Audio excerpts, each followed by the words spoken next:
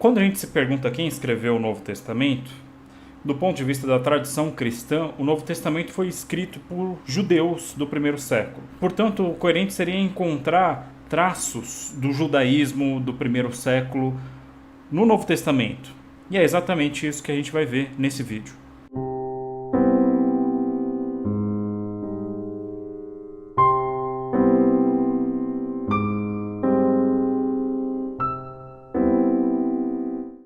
A gente vai falar um pouco sobre o judaísmo, a religião na qual Jesus estava inserido.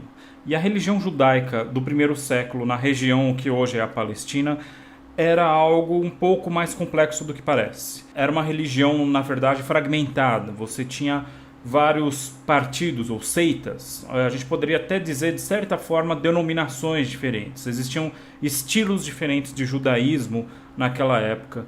E isso vai ficar bastante claro quando a gente vê o Novo Testamento e quando a gente compara o escrito do Novo Testamento com escritos históricos que falam sobre a mesma questão.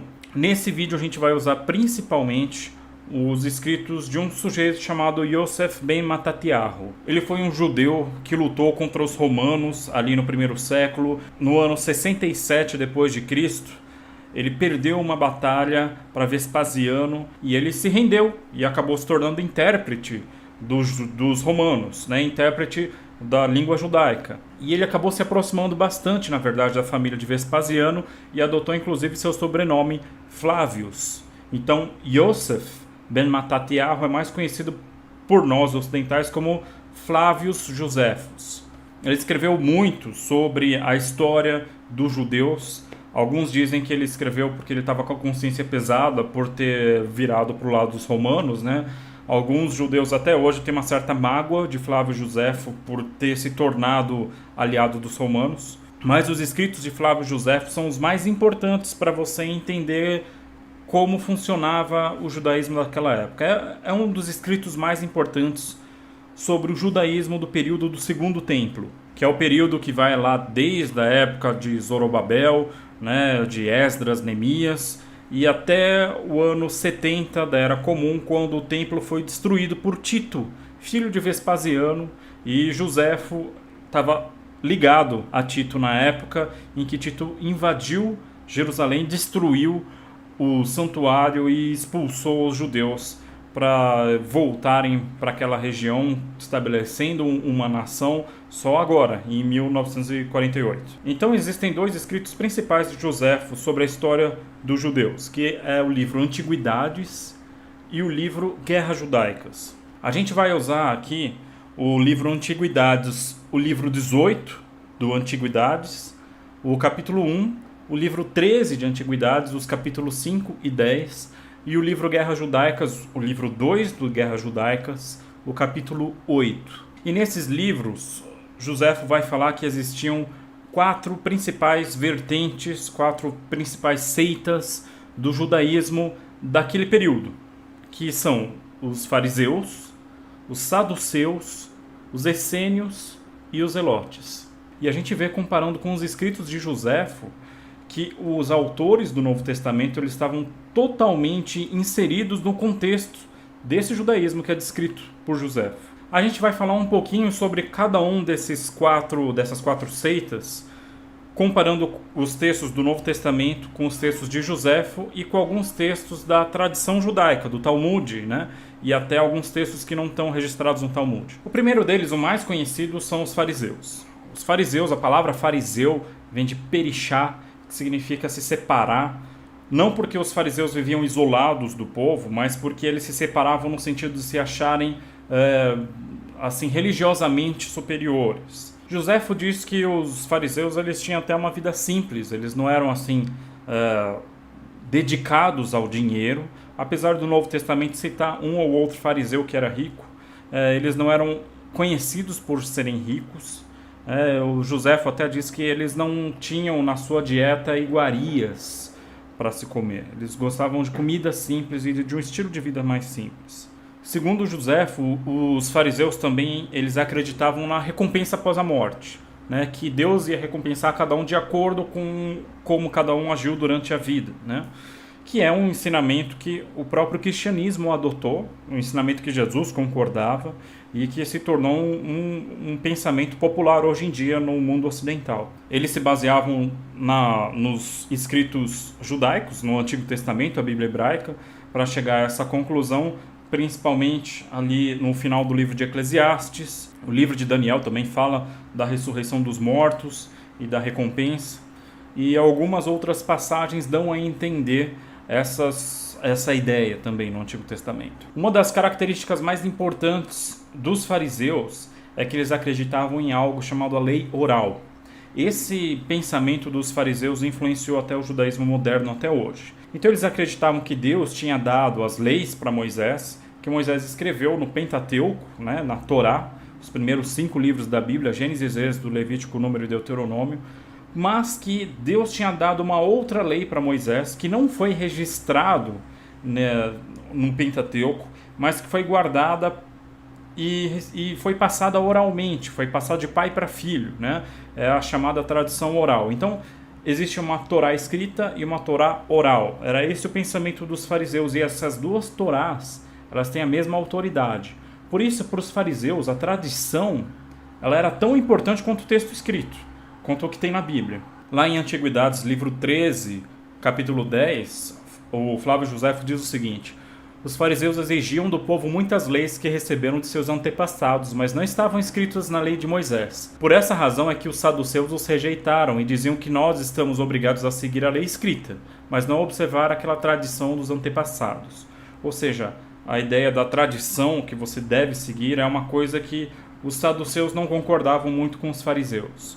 Jesus também não concordava com essa questão. Jesus chega a falar que os fariseus, eles anulavam a palavra de Deus, que é a lei escrita, digamos assim, por causa das suas tradições. E isso Jesus diz lá em Marcos capítulo 7, verso 13. Falando sobre uma discussão que ele está tendo com os fariseus, ele diz assim: invalidando assim a palavra de Deus pela vossa tradição que vos ordenastes. E muitas coisas fazeis semelhante a estas. Mas o capítulo ao qual Jesus se refere mais especificamente aos fariseus, e aí fica clara a discordância entre Jesus e os fariseus sobre essa questão, está lá em Mateus capítulo 23. O capítulo inteiro é uma crítica que Jesus faz aos fariseus. Os fariseus eram os líderes religiosos populares ali na região em que Jesus vivia, né? O povo tinha os fariseus como uma referência religiosa, né? Eles eram os grandes líderes. E aí Jesus começa dizendo assim, Mateus capítulo 23, verso 1. Então Jesus disse à multidão e aos seus discípulos: os mestres da lei e os fariseus se assentam na cadeira de Moisés. Obedeçam-lhes e façam tudo o que eles dizem, mas não façam o que eles fazem, pois não praticam o que pregam. É muito interessante essa parte que Jesus fala, porque se a gente analisar de forma geral os ensinamentos de Jesus, os fariseus eram os que estavam mais próximos de Jesus, do ponto de vista doutrinário. Jesus concordava com os fariseus em muitas coisas. E aqui ele diz, olha, façam aquilo que os fariseus dizem para fazer. Eles ensinam uma coisa correta, mas não façam o que eles fazem. O problema dos fariseus, do ponto de vista de Jesus, de acordo com esse texto de Mateus 23, é a hipocrisia. Eles ensinam coisas boas, mas eles não fazem aquilo que eles ensinam. E além disso, Jesus ainda tinha mais o problema da tradição. Eles colocam a tradição acima da própria palavra de Deus e invalidam a palavra de Deus. Mas Jesus continua dizendo lá em Mateus 23, né? Mateus 23, finalzinho do verso 3, não façam o que eles fazem, porque eles não praticam aquilo que eles pregam. E ele diz lá no verso 4, eles atam fardos pesados e colocam sobre os ombros dos homens, mas eles mesmos não estão dispostos a levantar um só dedo para movê-los. Tudo o que eles fazem é para ser visto pelos homens. Eles fazem os seus filactérios bem largos e as franjas das suas vestes bem longas. Os filactérios e as franjas das vestes eram partes da vestimenta judaica que tinham uma conotação religiosa, né? Até hoje, alguns judeus usam os filactérios, né? São conhecidos como tefilim, e as franjas das vestes, né? Eles carregam umas franjinhas, uns fiozinhos mais longos nas vestimentas, né? Seguindo lá Números 15, é uma questão dos judeus. Mas Jesus diz, eles têm isso bem longo, bem grande, para mostrar para os outros que eles são muito religiosos. Verso 6, eles gostam do lugar de honra nos banquetes, dos assentos mais importantes nas sinagogas, gostam de serem saudados nas praças, de serem chamados de rabis. mas vocês não devem ser chamados de rabis. Um só é o mestre de vocês, e todos vocês são irmãos. A palavra rabi em hebraico significa mestre. E ali, a partir do verso 13, Jesus vai fazer uma série de críticas, são os famosos ais contra os fariseus, porque ele diz vários versos que começam com ai dos fariseus, né? Ele diz assim, a partir do verso 13, ai de vocês, mestres da lei, fariseus hipócritas, vocês fecham o reino dos céus diante dos homens, vocês mesmos não entram, nem deixam entrar aqueles que gostariam de fazê-lo. Ai de vocês, mestres da lei, fariseus hipócritas, vocês devoram as casas das viúvas, e para disfarçar fazem longas orações, por isso serão castigados mais severamente. Ai de vocês, mestres da lei, fariseus hipócritas, que percorrem a terra e o mar para fazer um convertido, e quando conseguem, vocês o tornam 2 vezes mais filhos do inferno do que vocês. Isso daqui é Jesus dizendo para os fariseus. Jesus pega muito pesado com a hipocrisia religiosa. Ai de vocês, guias cegos, pois dizem, se alguém jurar pelo santuário, isso nada significa, mas se jurar pelo ouro do santuário, está obrigado por seu juramento.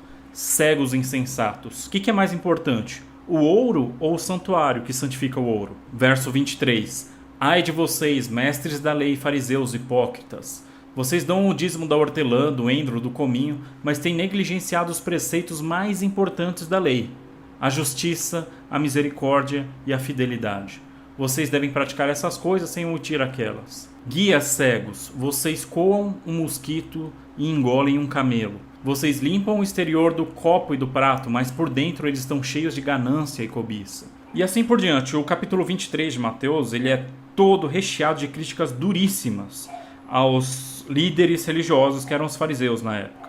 E qualquer semelhança com os líderes religiosos da atualidade não é pura coincidência. Jesus está meio que prevendo aqui como seriam os líderes religiosos atuais. É impressionante a atualidade desse texto. Mas o curioso é que o próprio judaísmo compreendia que os fariseus eram hipócritas. A gente vê isso registrado na tradição judaica. A enciclopédia judaica, por exemplo, registra que tem uma baraita, um ensinamento que não foi incorporado na Mishnah e no Talmud, que enumera 7 tipos de fariseus. E o texto é engraçado porque ele tem um certo quê de humor, ele tira um sarro assim, dos tipos de fariseus que tinham. Diz que havia o fariseu de ombro, porque veste as suas boas ações como se estivessem ostentando-as sobre os ombros. O fariseu espere um pouco, que sempre diz, espere um pouco até eu fazer aquela boa ação que está me esperando. Terceiro, o fariseu ferido, que para evitar olhar para uma mulher, ele sai correndo sem olhar para onde está indo e bate a cabeça no muro e se machuca. O fariseu pilão, que anda olhando para o chão como se fosse um pilão no moedor. O fariseu calculista incessante, que diz assim, deixe-me ver que bem posso fazer para compensar a minha negligência, o mal que eu tenho feito. E no final ele enumera 2 tipos bons de fariseu, né? O fariseu temente a Deus, à maneira de Jó, e o fariseu que ama a Deus de acordo com a atitude de Abraão. O Novo Testamento também fala de bons fariseus, como por exemplo Nicodemos, como José de Arimateia, como outros fariseus que Jesus conversa com eles. Mas, no geral, o farisaísmo, tanto no Novo Testamento quanto na tradição judaica, eles são marcados por essa palavra, hipocrisia. O Talmud também vai criticar bastante os fariseus no Yerushalmi Berachot 9, 14b, Sotá 3, 4 e 22b e Yerushalmi Sotá 3, 19a. Além dos fariseus, existia uma outra seita judaica chamada saduceus, os tzadokim. O nome saduceu, o nome tzadokim, tem uma origem bastante controversa. Alguns dizem que vem de tzedakah, que significa justiça, né? Justiça ou também esmola, misericórdia, fazer boas ações. Outros dizem que vem de Tzadok, que foi um sumo sacerdote importante, ali do período do Segundo Templo também.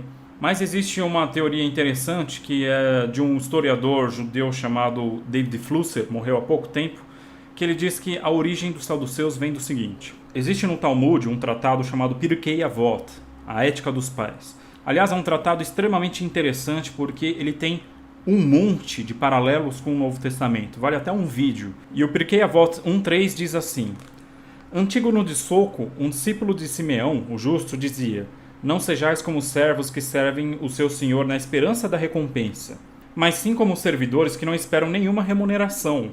Assim o temor de Deus estará convosco. O rabino que disse isso, Antígono de Soco, ele viveu no 3º século a.C. E diz a tradição que Antígono de Soco teve 2 discípulos.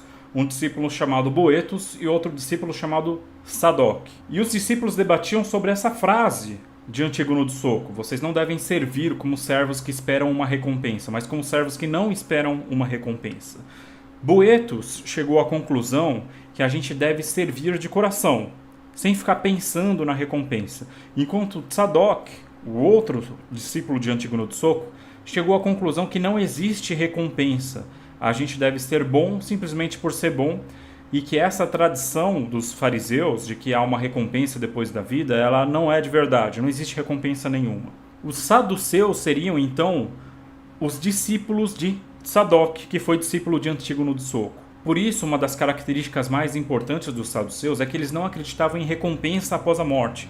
Eles não acreditavam em ressurreição. E é exatamente essa característica que Flávio Josefo fala no livro Guerras Judaicas, no livro 2, capítulo 8, e também no livro Antiguidades, no livro 18, capítulo 1. Os saduceus eram, então, de certa forma, como se fosse uma seita judaica mais cética. Eles não acreditavam na recompensa após a morte. Apesar deles serem religiosos, eles diziam que devia seguir a lei de Moisés, eles não acreditavam na ressurreição.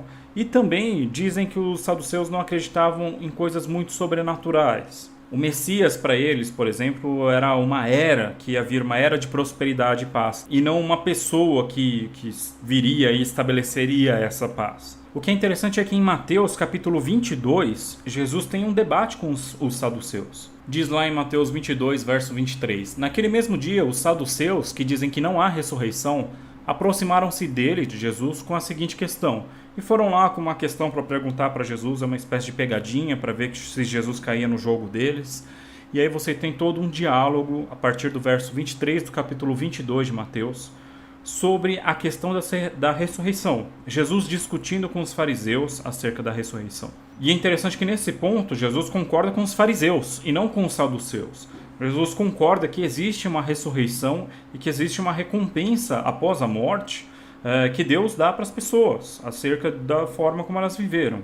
Então, se por um lado Jesus concordava com os saduceus e discordava dos fariseus em relação à lei e à tradição, que a tradição não deve estar acima nem em pé de igualdade àquilo que está escrito na palavra de Deus, Jesus também discordava dos saduceus e concordava com os fariseus em relação à ressurreição, à recompensa após a morte. Antiguidades, livro 13, capítulo 10, também fala que os saduceus, eles na verdade eram muito ricos, eles eram bastante políticos e eles se tornaram a classe dos sacerdotes ali na época de Jesus. Então, os saduceus eles tinham uma aproximação com Roma muito grande. Eles eram muito políticos e eles eram ali cheios de influências. Na verdade, eram os caras mais ricos e influentes ali na época de Jesus. A terceira seita judaica é a seita dos essênios. Flávio Josefo não esconde a admiração que ele tinha por essa seita. Lá em Guerras Judaicas, livro 2, ele fala que os essênios eram a mais perfeita das seitas judaicas da época. A palavra essênios ela tem uma etimologia bastante debatida, mas alguns dizem que provavelmente ela vem da palavra essim, que vem do verbo assá, que é fazer em hebraico, e que é porque eles eram pessoas que tentavam colocar em prática a religião deles, né? Eram pessoas que faziam ali as leis e os rituais que eles consideravam corretos. Guerras Judaicas, livro 2, também diz que eles dividiam todas as posses, que eles praticamente não tinham propriedade privada. Dentro das comunidades de essênios, tudo era de todos. Eles compartilhavam totalmente as coisas que eles tinham. Josefo também diz o seguinte: antes do nascer do sol, eles não proferem uma só palavra acerca de assuntos comuns, mas recitam orações recebidas de seus antepassados, suplicando para que mais uma vez o sol possa nascer. Então a forma como Josefo descreve a seita dos essênios é uma forma até bonita. Eu acho muito bacana isso. Imagina uma seita que se dedica a fazer o bem e que não tem nem propriedade privada e que antes do sol nascer eles se levantam, acordam bem cedo e eles oram, orações que eles receberam de séculos atrás dos seus antepassados, pedindo para que a misericórdia de Deus se manifeste mais uma vez e que o sol possa nascer. É bonito demais essa forma como Josefo descreve os essênios. Mas os essênios tinham alguns hábitos que eram bem diferentes dos hábitos de Jesus e dos discípulos de Jesus no Novo Testamento. Os essênios, por exemplo, eles se isolavam do resto das pessoas em comunidades fechadas, porque eles achavam que o judaísmo tinha se deturpado e eles se dedicavam assim obsessivamente a rituais de purificação. Então eles tinham tanques chamados mikveh, que são tanques que você enche de água e fazem rituais. É como se fosse o batismo. O batismo cristão veio desse ritual judaico de você submergir na água da mikvah. Mas os essênios, eles faziam isso o tempo todo. Eles eram meio obsessivos com essas coisas. Existiam também essênios que nem se casavam e nem tinham nenhum contato com mulheres para evitar mulheres que eram infiéis. Outros essênios até permitiam o casamento, mas eles evitavam o contato físico. Eles achavam que você não devia ficar o tempo todo ali com a mulher. E essa é uma diferença, por exemplo, de Jesus. Jesus tinha discípulas mulheres. Jesus ensinava para as mulheres. Jesus considerava, inclusive, que a dedicação a coisas superiores, como, por exemplo, a religião, era mais importante que o trabalho doméstico para mulheres, né? Por exemplo, no caso de Maria e Marta, lá em Lucas 10, verso 38 a 42. Marcos 15, 41 também fala que tinha várias discípulas mulheres de Jesus. Inclusive, lá em João 8, verso 1 a 11, mostra Jesus tendo contato com mulheres adúlteras. Jesus não tinha problema em se relacionar socialmente com mulheres e não excluía as mulheres do convívio religioso, digamos assim. E mesmo Paulo, lá em 1 Coríntios capítulo 7, os versos 3 a 6, fala que você não deve evitar o contato com a sua esposa, contato físico, né? O sexo mesmo, né? Então os essênios, eles tinham uma visão de mundo muito purista, né?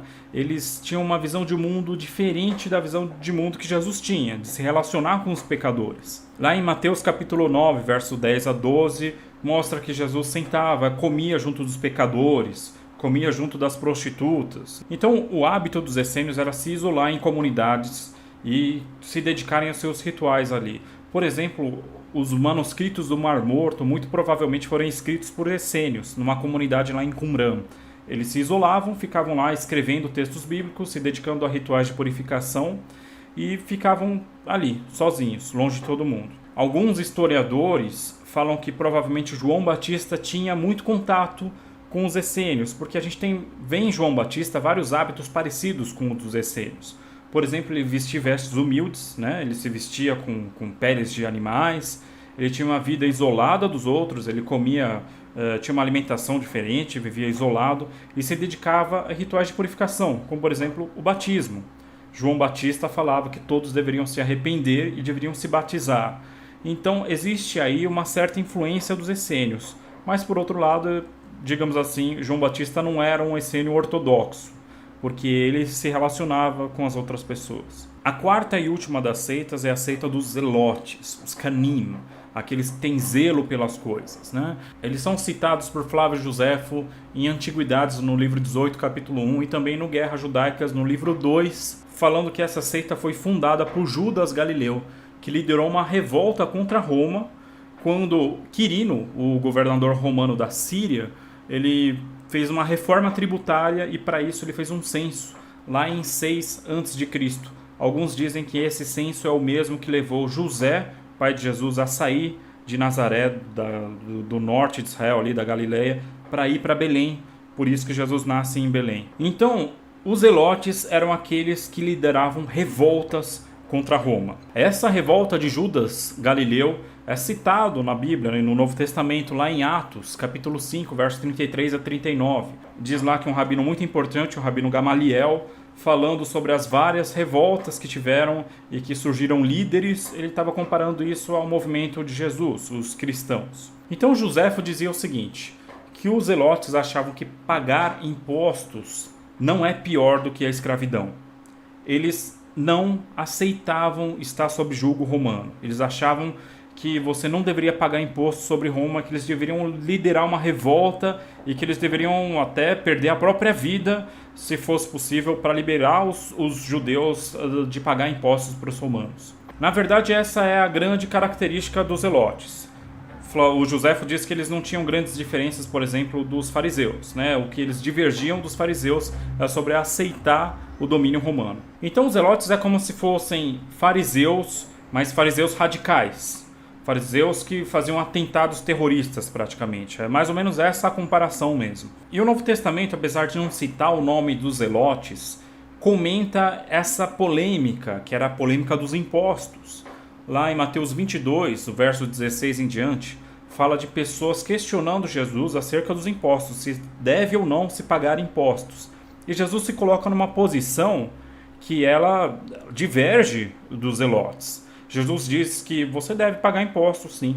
Dá a César o que é de César, dá a Deus o que é de Deus. Essa é a resposta de Jesus. Quer dizer, apesar de até ter um discípulo de Jesus que é chamado de zelote na Bíblia, provavelmente ele não era um zelote mesmo dessa seita dos zelotes que Flávio José fala, mas ele era uma pessoa muito zelosa. Apesar disso, o cristianismo, os seguidores de Jesus mesmo e os seus ensinamentos, eram absolutamente contra esse pensamento dos zelotes. Pensamento de violência, de atacar, de liderar revoltas e de fazer a justiça com as próprias mãos e de querer sair do domínio romano. Jesus fala que o reino dele não é desse mundo, ele não tem nada a ver com essas revoltas. Inclusive, são essas revoltas dos zelotes que acabam destruindo o judaísmo daquela época. No final das contas, os judeus acabam caindo nessa conversa e lideram várias revoltas contra os romanos, que acaba na destruição do santuário de Jerusalém, da cidade, e os judeus são expulsos da cidade por vários séculos. Então é isso, a gente vê que existiam essas 4 seitas judaicas na época de Jesus, e Jesus até pode concordar em um ponto ou outro com cada uma delas, mas Jesus não seguia estritamente nenhuma delas. Jesus inaugura uma nova forma de ver o mundo, de entender a religião dentro do contexto que ele vivia. Mas o mais interessante, o mais importante disso é que é o seguinte: quando a gente lê o Novo Testamento, a gente não consegue ignorar o aspecto judaico do Novo Testamento. O Novo Testamento é um documento judaico. Hoje em dia, se você for para Jerusalém, você vai na Universidade Hebraica de Jerusalém, existe uma cadeira de estudos do Novo Testamento. Não porque os judeus acreditam no Novo Testamento como um livro religioso, mas porque o Novo Testamento ele faz parte da história judaica. Lendo o Novo Testamento, você vê várias coisas sobre o judaísmo da época. E isso é uma coisa importante, porque o Novo Testamento ele foi escrito por judeus. E você encontra esses resquícios do judaísmo no Novo Testamento. O Novo Testamento não foi escrito pela Igreja Católica. O Novo Testamento não foi escrito por Constantino. O Novo Testamento não é uma mistura de mitos egípcios e mitos de Mitra e não sei o que. O Novo Testamento é o registro religioso de judeus que falavam sobre a religião judaica e chegaram a um entendimento diferente, seguindo um grande líder, que era Jesus. E tudo aquilo que se esperaria encontrar no Novo Testamento, em um registro de judeus religiosos do primeiro século, você encontra no Novo Testamento. Tudo aquilo que a tradição judaica, registrada no Talmud, fala sobre o judaísmo da época, você encontra no Novo Testamento. Tudo aquilo que Flávio Josefo fala sobre o judaísmo da época de Jesus, você encontra também no Novo Testamento. Porque o Novo Testamento foi escrito por judeus do primeiro século.